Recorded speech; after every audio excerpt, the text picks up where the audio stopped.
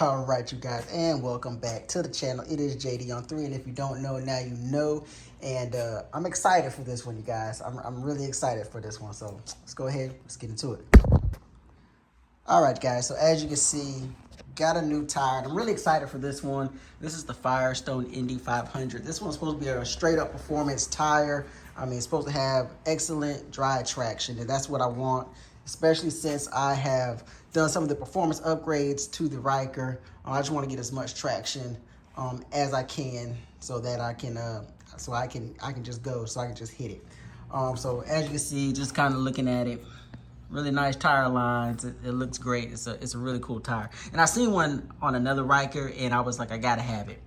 Long story short, I went to a dealer for some work. He told me that I needed a new tire for the rear. And I'm only at about 18,000 miles. This is what I'm looking at 18,000 miles. And this is even after doing a few burnouts. The tire looks pretty damn good. I think still, maybe it's time, but I still think I've got some life left in it.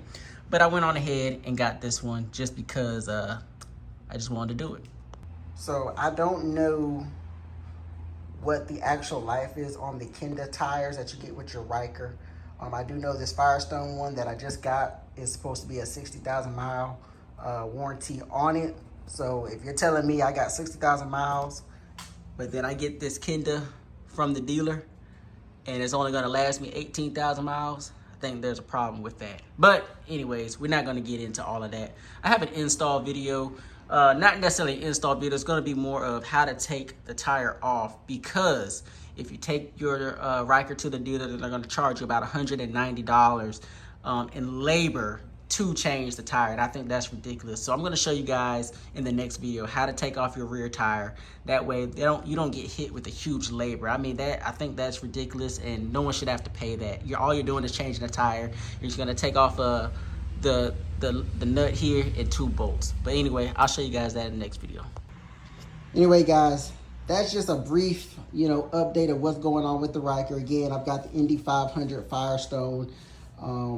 I'm really excited for this tire. Again, I have the Kendas. This is a 2021 Ryker. It's the Ace. It's not a Sport or anything like that. Back in 21, it was called the Ace. So this is the Ace.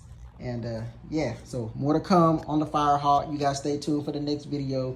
It is JD on 3. Ryker fam, you know what to do. Tap in and let's go.